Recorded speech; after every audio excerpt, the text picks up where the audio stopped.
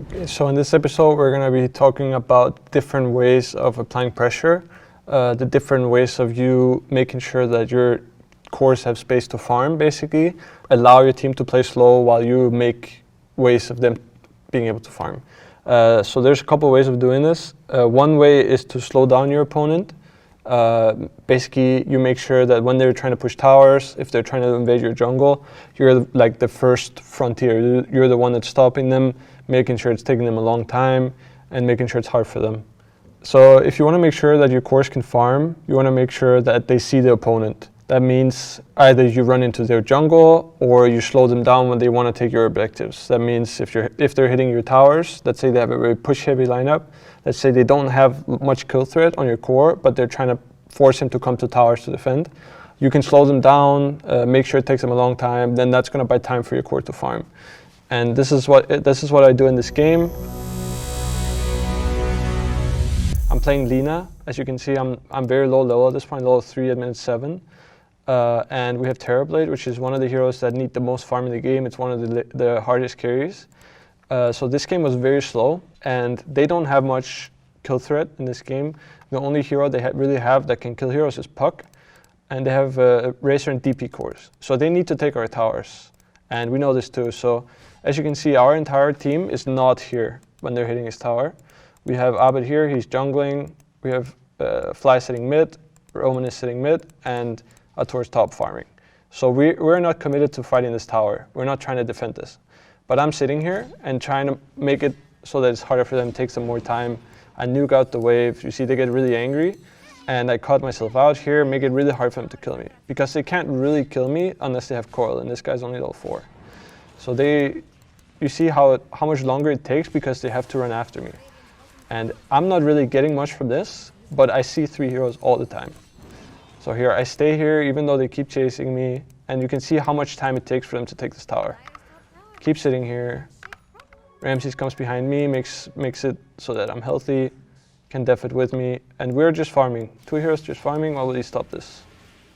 And at this point, I keep nuking it, and at this point I feel too scared. You know, the tower is dying and I get out. So this is one example of how you can buy time for your core to farm. So in this situation, we have 2 cores farming while I'm doing this, and it takes them almost 2 minutes to take this tower.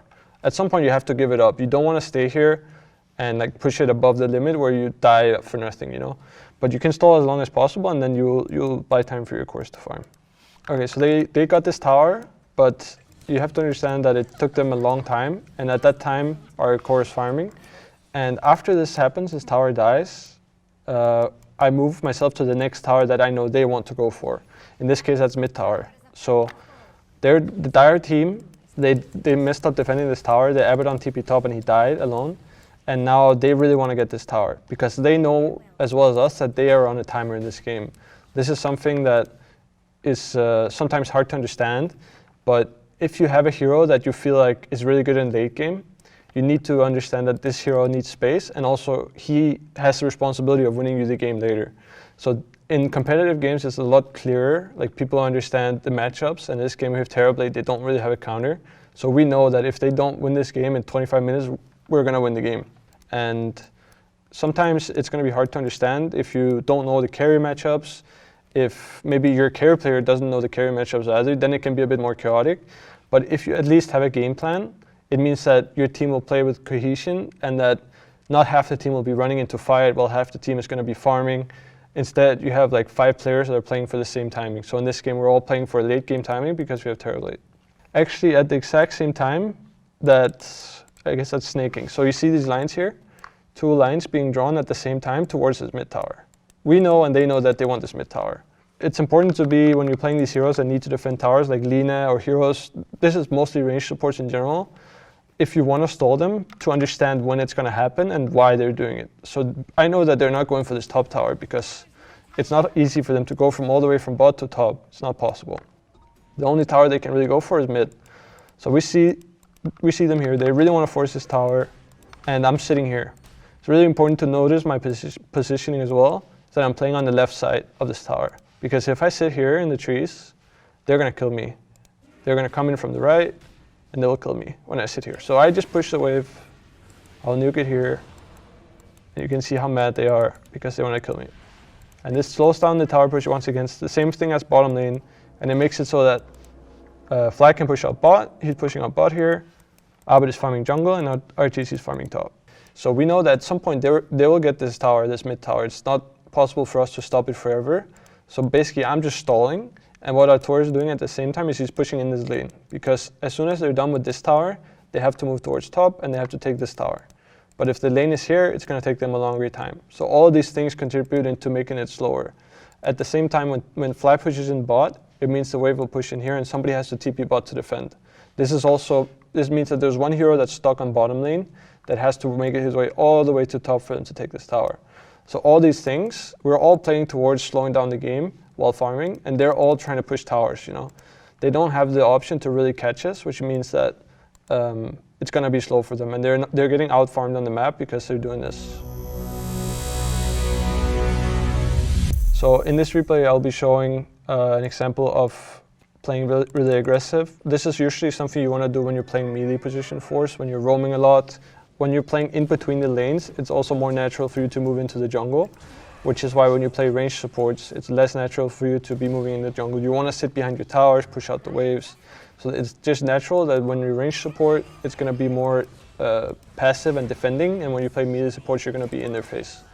So in this game, I'm playing Earth Spirit, and if you look at the matchups in this game, they have a Wisp mid, which is it's kind of rare, but it's a very greedy mid hero. He wants to go into the jungle, and he wants to farm a lot. You know, he wants to go. He doesn't want to sit mid. He doesn't want to fight. He just wants to farm. And I have a Huskar in this game. Huskar is a really good hero for my hero to play with. So I have a core that can play with me in their jungle.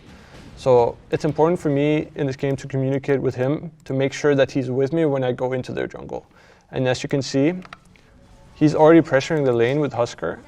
And now I'm moving here to pressure him in the jungle.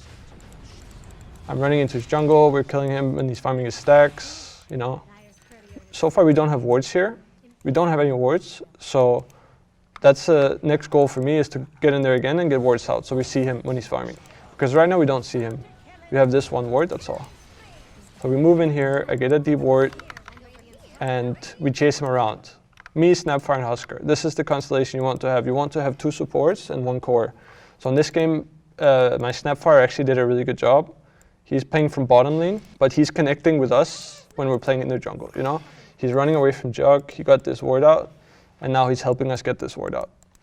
So we're able to stop this Wisp from farming, while Jugger is just sitting bottom and farming. And Huskar is farming, killing these guys with us, and this Wisp has no way to go.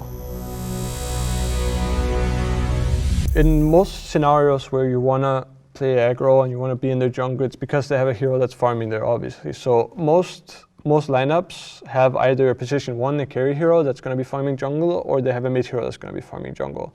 It's important to distinguish which type of farmer it is, because some heroes will farm ancients and some heroes won't.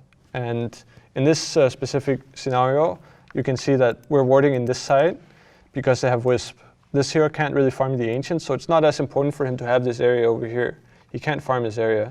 So we emphasize the warding for these camps because this is where he wants to farm. But if you're playing against the TA, say you want to make sure that you have vision on his ancients. And then when you run at them, you run it because these heroes are the most important for their lineup. If they don't come online early enough, their entire game will collapse, you know. If we run at them with us, even if we don't have Huskar with us, just me and Snapfire, it means that this guy has to TP. Now Leshric has a 1v1 top, and Jugger has a 1v1 against Clock. You can even see later that this Clock moves away to help. Even Clock comes from bottom lane. This is because they know that if this Wisp can't farm, they don't have a plan. So at this point, Jugger has a complete free lane. We killed the Silencer, and Silencer has to come mid. So we're playing 3v4 in the mid lane, basically. And Leshric has a 1v1, and Jugger has a free lane. So in this game, it's very easy for us to do because this Wisp is not very useful. But in some games, you're going to have a safe lane farmer. Like let's say his Jugger was a Terrorblade. You want to make sure that they're not going on him, so he can farm. And you do that best by going on the hero that they want to farm, because then they will react. And if the other team keeps reacting, it means there's space for your course.